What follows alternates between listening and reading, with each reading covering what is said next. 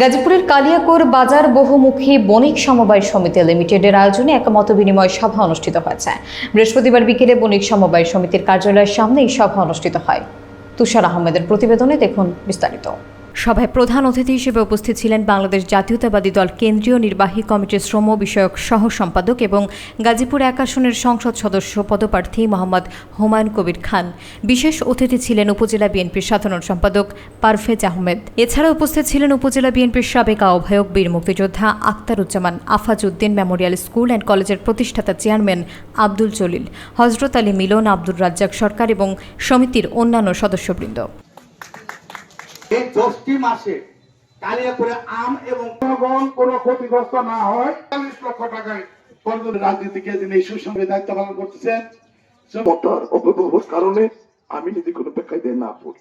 কালিয়াকৈর বাজার আমাদের কালিয়াকৈরের রাষ্ট্র, কালিয়াকৈর বাজার আমাদের কালিয়াকৈরের